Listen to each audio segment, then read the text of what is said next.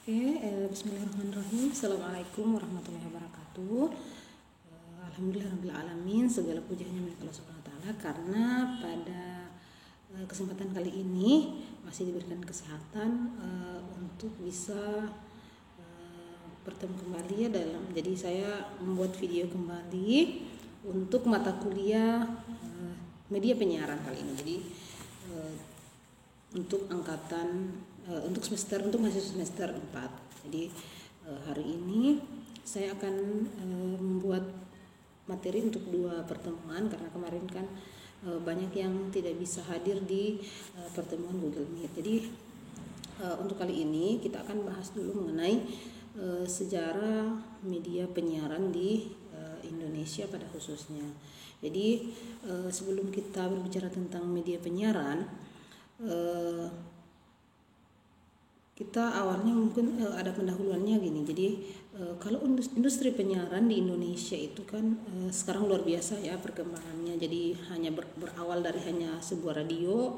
Jadi dulu kan hanya radio dan itu masih di zaman Belanda. Jadi dulu awal-awalnya kan hanya radio-radio swasta, lalu didirikan radio Republik Indonesia atau RRI, dan itu luar biasa sekali, bisa menjangkau sampai 89% masyarakat Indonesia, baik di kota maupun di pelosok. Karena ternyata memang penemuan media ini diawali memang oleh radio, karena radio kan hanya mengantarkan suara, jadi melalui satelit pun juga bisa dengan cepat menyampaikan informasi. Kemudian untuk media penyiaran, jadi media penyiaran utama itu kan sekarang ada 2 ya. Maksudnya dari dulu ada 2 sebenarnya, walaupun diawali oleh radio. Nah, yang kedua itu televisi ya. Kita ketahui bersama bahwa pertelevisian itu kan diawali dengan hanya ada TVRI, tapi sekarang berkembang berbagai macam TV. Jadi mau TV swasta, TV daerah, dan TVRI itu sendiri. Namun dalam perkembangannya memang walaupun TVRI adalah media televisi pertama ya, jadi digunakan pertama kan di setelah kemerdekaan. Nah, walaupun dia adalah perintis, tapi ternyata di perkembangannya justru semakin kesini semakin tertinggal, karena sifatnya media itu adalah dia harus mengikuti perkembangan teknologi dan zaman. Jadi kalau dia tidak bisa mengikuti tren, sekarang kan trennya ya berbeda dengan awal-awal dulu. Nah, jadi kalau sebuah stasiun siaran atau sebuah media penyiaran tidak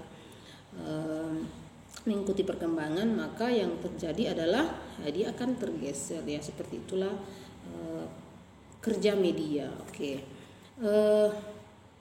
Jadi media penyiaran ini kan tadi ya ada radio, ada televisi. Kalau televisi dia menggunakan perpaduan, jadi ada visual, ada audio dan visual. Nah, kalau radio kan dia hanya pendengaran, jadi hanya audio, dan sebenarnya semua masing-masing ada kekurangan dan kelebihannya. Jadi untuk media ini, jadi media penyiaran itu kan fungsinya bisa memberi informasi, juga untuk hiburan. Kalau sekarang kan pertelevisian kita, saya ya sebagai dosen yang mengajar mata kuliah penyiaran, dan kenapa mahasiswa penyuluhan pertanian itu harus belajar tentang media penyiaran, karena media penyiaran itu penting. Dulu dirancang media penyiaran ini kan kayak dulu ada di radio itu di jam-jam tertentu ada pembahasan tentang pertanian. Nah, sekarang kan kalau kita lihat program televisi rata-rata hanya reality show, jadi hanya bersifat hiburan dan kadang tidak mendidik. Jadi padahal sebenarnya awal mula munculnya media penyiaran ini adalah untuk mendidik masyarakat, karena dianggap melalui media itu akan cepat sampai, beda kalau misalkan disampaikan secara langsung. Hanya kan sekarang mengalami pergeseran manfaat gitu, pergeseran kegunaan. Jadi sekarang kayak televisi itu banyak yang menayangkan sinetron yang tidak begitu memberi manfaat, Malah beberapa penelitian itu menunjukkan bahwa media televisi itu justru banyak merusak anak remaja, misalkan kenakalan remaja, karena dilihat di televisi. Dia jadi masuk ke dalam alam bawah sadarnya bahwa apa yang dilakukan oleh si tokoh yang ia nonton itu ya hal-hal yang lumrah saja, begitu, seperti itu. Jadi ada mengalami pergeseran nilai, begitu, nilai dari tujuan awal kenapa harus ada media penyiaran. Nah, dalam media penyiaran juga ini kan ada namanya berita keras, ada berita lunak. Jadi kalau berita keras itu kayak misalkan informasi kayak kriminal atau investigasi, nah itu kan berita keras. Kemudian dia biasanya durasinya itu sampai 30 menit kalau dia berita keras. Terus kayak ada kalau berita keras ini kayak misalkan ada penemuan tertentu ya kayak apa ya, kalau di televisi itu berita-berita yang disorot, misalkan penangkapan apa seperti itu. Jadi itu berita-berita keras. Nah, untuk di bidang-bidang pertanian misalkan kalau berita keras itu kayak misalkan ada korupsi pupuk, ada impor beras besar-besaran, padahal kita sedang panen raya, misalkan petani, atau kemarin ada berita tentang penjualan bibit lobster, begitu. Jadi padahal kita lobsternya itu kan sekarang langka ya di Indonesia, beda dulu. Jadi dulu bisa saja kayak saya orang pulau, dulu waktu kecil sering hampir tiap hari makan lobster, tapi sekarang justru adik-adik saya atau ponakan yang sekarang itu justru sudah susah menemukan lobster karena dieksploitasi. Jadi berita-berita keras seperti itu. Jadi harusnya kan jadi media penyiaran ini juga, karena kita adalah negara agraris, harusnya konsentrasinya juga besar sebenarnya di bidang pertanian. Hanya kan kita lihat ya berita di televisi, radio pun juga seperti itu. Sekarang malah radio berisi kayak hiburan-hiburan semata, padahal kan kalau mau lihat kondisi negara kita, negara agraris, ya harusnya bidang pertanian ini menjadi konsentrasi juga, biar jadi pembelajaran kan, kayak tayangan-tayangan di waktu-waktu yang penting itu kan. Kalau di televisi ya ada waktu penting, saya lupa namanya, waktu penting itu luar biasa, itu mahal dibayar. Jadi untuk yang sekarang ya saya belum tahu informasinya, tapi beberapa tahun lalu itu 1 detik itu bisa puluhan juta untuk dibayar. Itu 1 detik, bukan 1 menit. Kalau di waktu-waktu penting yang dari sore sampai jam 9 malam. Nah itu kan sekarang kan waktunya sinetron kan. Nah jadi memang luar biasa sekali sekarang. Harusnya kan yang kayak gitu banyak ibu-ibu atau bapak-bapak yang lagi santai-santai nonton televisi itu, kalau ditayangkan tentang pertanian itu pasti keren sekali, karena banyak yang akan tahu begitu. Misalkan ada varietas baru atau apa, hanya kan ya karena pertanian tidak punya TV-nya sendiri, jadi kita istilahnya itu ya sudah dikasih waktu kapan juga sesuai dengan dana begitu. Nah tapi penting diketahui karena misalkan nih jadi penyuluh harus bisa mempelajari media penyiaran biar tahu nanti ini jam-jam ini loh Bapak Ibu ada siaran tentang pertanian, seperti itu ya, supaya petani kita itu tidak hanya nonton sinetron misalkan, jadi dia juga bisa belajar tentang pertanian. Dan memang sih yang menjadi masalah itu adalah kayak berita-berita pertanian itu justru ada di saat petani itu ada di lahan. Jadi kayak jam-jam 9 pagi itu kan petani sudah ke lahan. Nah itu petani kebanyakan tidak nonton begitu. Jadi memang sih ini jadi kendala juga ya. Oke. Nah tadi ya tentang berita keras, ada berita lunak. Kalau berita lunak itu ya kayak program hiburan kayak kalau sekarang ya kalau saya lihat sekilas-sekilas di TV karena kebetulan kan nggak ada TV ya di rumah karena sekarang kan banyak kan ini tayangan di televisi itu ya kayak hanya buang-buang waktu seperti itu. Jadi memilih untuk tidak menggunakan TV. Hanya kan sekarang ada namanya media baru. Jadi memang media penyiaran ini juga mengalami banyak perubahan. Jadi mungkin bisa jadi walaupun televisi masih sangat diminati oleh masyarakat pedesaan ya, hanya kalau masyarakat di kota kan sekarang cenderung beralih ke media baru. Jadi media baru itu kayak YouTube, Instagram, Facebook. Itu kan dulu kan waktu awal mula teori tentang media penyiaran ini ada kan mereka belum ada. Jadi ya yang pembuat teori ini hanya melirik televisi dan radio saja. Nah, jadi media kenapa penting? Jadi media itu bisa mengubah integrasi sosial. Maksudnya bagaimana? Jadi merubah cara cara berperilaku masyarakat. Ya, seperti yang saya bilang tadi banyak remaja yang terpengaruh oleh tingkah laku. Misalkan ada tokoh-tokoh sinetron berantem gak jelas. Nah, itu bisa mengubah integrasi sebuah tatanan sosial. Kemudian bisa menjadi reproduksi budaya. Kita jadi mengenal budaya lain. Misalkan kayak pakai rok pendek itu kan sebenarnya bukan budayanya orang Indonesia, atau apalagi pakai disemir rambutnya, atau apalagi pakai pakaian-pakaian yang branded yang luar biasa mahalnya itu kan sebenarnya bukan budayanya orang Indonesia. Jadi apalagi banyak begitu. Jadi kayak masuk budaya baru. Misalkan juga dulu kita waktu masih kecil nggak kenal K-pop apakah yang Korea gitu kan. Nah, terus sekarang karena adanya media jadi masuk tuh, dan anak-anak sekarang ya jadi tergila-gila begitu.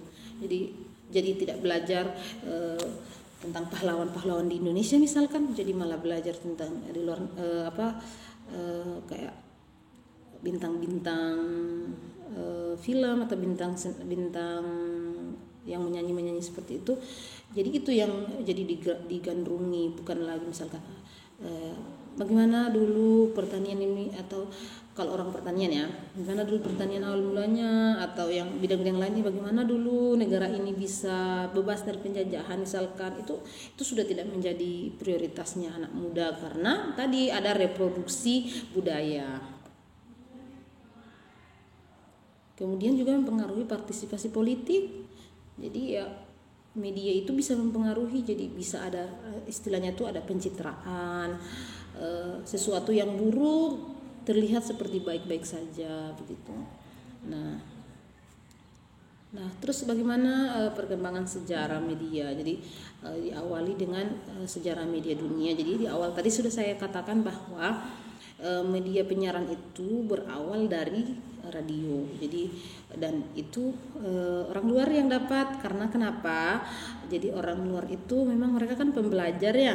Nah, mereka pembelajar, mau tahu terus sesuatu hal yang baru. Jadi mereka menemukan bisa mengirim suara melalui sinyal yang dihubungkan oleh satelit. Nah, seperti itu. Jadi itu tahun 1887. Jadi masih kita kakek kita saja mungkin belum lahir ya. Nah nama penemunya itu adalah Heinrich Hertz. Jadi Heinrich Hertz penemu radio, jadi penemu media penyiaran yang pertama, karena kan radio adalah media penyiaran pertama yang ditemukan. Jadi luar biasa nih. Lalu dilanjutkan lagi oleh muridnya bernama Guglielmo Marconi. Itu sampai jadi dia melakukan serangkaian modifikasi supaya bisa menemukan media baru, yaitu media televisi, itu sampai tahun 1937 dari 1874. Itu Itu luar biasa sekali, puluhan tahun. Jadi yang kita bisa contoh orang-orang luar Indonesia itu atau orang Eropa, orang Barat ya di ininya disebutnya itu mereka tuh tekun.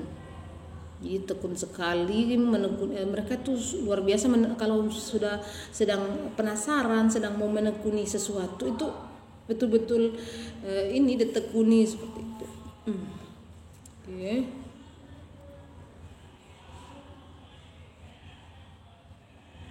Nah, jadi televisi itu menjadi media kedua setelah radio. Kemudian bagaimana sejarah penyiaran di Indonesia? Jadi dari berawal dari tahun 1925. Jadi ternyata ini belum merdeka ya. Jadi tahun 1925 itu pada pemerintahan Hindia Belanda. Nah, itu ada radio Belanda namanya Radio Verenigden. Jadi radio ini dikelola oleh Belanda. Kemudian pada 5 tahun kemudian ada organisasi radio. Kemudian berkembang. Setelah itu pada tahun 1945 di hari kemerdekaan ya, itu pertama kalinya radio RRI didirikan ya, dan menyiarkan pidato Soekarno pada saat proklamasi kemerdekaan.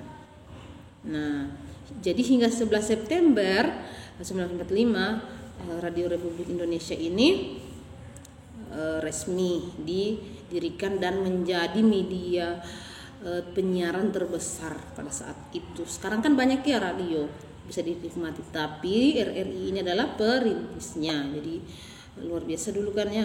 Hanya yang tadi saya bilang di awal, memang media itu harus mengikuti perkembangan. Jadi saya pernah mengunjungi radio ya baru-baru ini di Sulawesi Barat. Itu saya tanya, kenapa ya RRI sekarang kayak mundur begitu dan banyak pesaingnya. Karena memang tadi agak kesusahan mengikuti tren. Karena kan sekarang kan ya media itu mengikuti tren. Jadi kalau kita ketinggalan maka kita akan tergeser oleh media yang selalu update seperti itu. Hanya saja memang media itu kan juga punya etika. Jadi walaupun misalkan sekarang kan zamannya tren kan zaman itu tren itu kan dia selalu berubah-ubah. Mungkin sekarang zamannya seperti ini, tapi media-media yang punya integritas yang baik itu nanti akan diterima kembali oleh masyarakat. Walaupun sekarang dia tergusur karena kan tidak trennya tidak mengikuti tren. Hanya kan kalau namanya tren itu hanya berlaku beberapa tahun, nanti juga akan kembali, orang akan berpikir tidak lagi melulu tentang tren seperti itu. Nah, kemudian pada tahun 1962, jadi tahun 1962 itu berdiri TVRI. Jadi dia menayangkan ulang tahun TVRI yang ke-17. Jadi TVRI itu 17 tahun Indonesia merdeka dia sudah berdiri. Jadi hitung aja sampai sekarang itu sudah berapa puluh tahun ya. Jadi dan itu hanya siaran percobaan. Di siaran percobaan pertama di ulang tahun yang ke-17-nya Republik Indonesia, dan tanggal 24 Agustus baru diresmikan secara sah seperti itu untuk pertandingan Asia Games yang keempat. Jadi ternyata Asia Games kan yang kemarin ya 2019 ya di Indonesia. Nah, ternyata tahun 62 ya, jadi tahun 62 dulu itu Indonesia pernah menjadi tuan rumah, dan itu pertama kalinya ditayangkan oleh TVRI. Televisi Republik Indonesia. Nah, itu tahun 8. Kemudian televisi TVRI ini berkembang terus sampai tahun 89 itu dia milik negara. Kemudian pada tahun 2002 itu dia sudah memberikan pelayanan informasi, pendidikan, dan sudah menjadi perusahaan sendiri. Tadinya kan dia kayak media negara ya. Sekarang dia sudah dari tahun 2002 itu dia sudah mandiri sendiri, jadi punya aturan sendiri. dia sudah menjadi perusahaan milik negara BUMN seperti itu ya. Nah, jadi setelah televisi tadi TVRI tadi itu tahun 65 sampai 67 ada radio Ampera, kemudian untuk stasiun-stasiun TV kayak RCTI, SCTV, Antv itu menyusul di tahun 1989. Jadi jauh tuh ininya jaraknya, tapi ya lihat perkembangannya kan mereka lebih cepat maju. Nah nanti di tahun 2002 baru muncul Net TV, Global TV, Trans 7 itu di tahun 2000-an. Oke. Masuk ke materi kedua tentang karakteristik media penyiaran. Nah, karakteristik media penyiaran radio. Jadi radio itu karakteristiknya dia pertama imajinatif. Jadi kan karena kita tidak lihat orang yang ngomong, jadi kita jadi berimajinatif. Ini sebenarnya wajahnya bagaimana, jadi seperti itu. Nah, kemudian auditori, jadi hanya mengandalkan pendengaran karena kan nggak dilihat ya orangnya. Kemudian akrab atau intim, kenapa? Kan dulu itu radio ada yang kalau dulu ya saya kan pernah pendengar radio juga, mau salam sama siapa gitu kayak akrab gitu dengan para penyiarnya. Jadi kemudian identik dengan musik. Kalau radio kan misalnya kayak habis berita itu biasa ada pengantar musik. Kemudian karakteristiknya juga mengandung gangguan, karena kalau bermasalah satelitnya kan dia jadi gangguan seperti itu. Namun ternyata ada keunggulannya. Pertama, cepat dan langsung, karena orang kan bisa sambil nyetir, sambil kalau naik kendaraannya sambil nyetir sambil dengerin radio. Kalau televisi kan nggak bisa, jadi televisi ya harus di rumah. Nah kemudian kedua akrab ya tadi sudah. Kemudian hangat, jadi biasanya kan penyiar radio itu ini hangat orangnya, komunikatif, bersahabat seperti itu. Berikutnya tanpa batas. Jadi radio itu bisa dinikmati tanpa batas ya, kayak tadi misalkan kita bisa sambil tiduran sambil dengerin gitu. Kemudian fleksibel, jadi bisa sambil mengerjakan yang lain karena kan kita hanya mendengarkan. Jadi kalau televisi kan harus kita lihat gambarnya seperti itu. Oke, kelemahannya dia hanya sepintas selintas, jadi kalau sudah selesai siarannya kita nggak bisa ulang gitu. Karena dia sudah selintas. Kemudian ada batasan waktunya. Kemudian beralur linear, maksudnya itu ya disiarkannya itu ya berdasarkan runway-nya urutannya gitu, randonya gitu. Jadi sudah berurut, nggak bisa dibolak-balik. Misalkan acara pagi apa, acara siang apa, itu nggak bisa dibolak. Oh ini acara malam boleh nggak dipindahkan pagi, nggak bisa. Jadi dia berdasarkan randonya. Oke. Kemudian bagaimana karakteristik media televisi?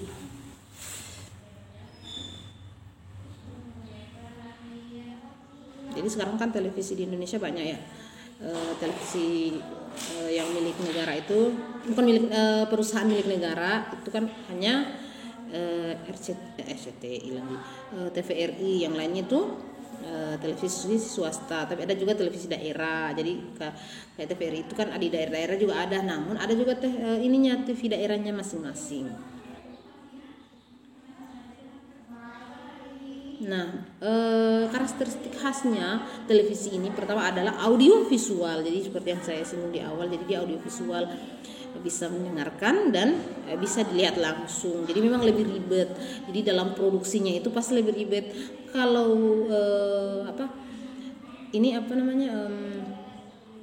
radio itu kan dia hanya audio, jadi perangkatnya juga alat produksi siarannya itu kan nanti kan kita pelajari tentang produksi siaran. Nah itu pasti berbeda kan. Kalau audio visual kan harus ada pengambilan gambarnya juga harus disesuaikan dengan suara, bagaimana mengatur biar gambar bisa seiring dengan suara. Kalau misalkan bukan komunikasi langsung seperti itu, misalkan kayak menjelaskan sesuatu tapi tidak secara langsung, itu harus disesuaikan tuh. Jadi mahasiswa penyuluhan itu, kalau saya dulu waktu S1 seperti itu. Jadi disuruh bikin video dan penyesuaian gambar atau ya gambar ya, atau kalau video kan bisa langsung, tapi kalau gambar dijelaskan itu harus disesuaikan antara durasi gambar dengan durasi orang bicara seperti itu. Kemudian ya jadi pengoperasiannya secara kompleks ya. Ya, nanti kalau teman-teman berkunjung nanti ke salah satu stasiun TV, nanti kan kita berkunjung ya, itu akan kelihatan ternyata memang TV itu lebih ribet daripada radio. Kalau radio kan ruang produksinya hanya satu, kalau televisi kan banyak sekali tuh ruangannya, jadi ada harus bikin apa segala macam itu. Kemudian itu ya 3 kekuatan televisi, jadi dia detail karena ada audio dan visual. Kemudian daya rangsangnya tinggi, jadi orang lebih banyak terpengaruh oleh siaran televisi daripada siaran radio. Kemudian teknologinya tinggi karena dia sudah pakai digital dan streaming. Kemudian bisa istilahnya itu menggoda karena ya tadi ya, karena audiovisual. Kemudian mudah ditiru, terus jangkauannya luas. Jadi kita bisa menjangkau TV internasional, sementara kalau radio kan tidak bisa karena terbatas frekuensinya. Nah, kelebihannya televisi, nilai aktualisasinya terhadap satu liputan atau pemberitaan sangat cepat. Kemudian kekuatan media televisi itu menguasai jarak dan ruang. Kemudian memberikan informasi.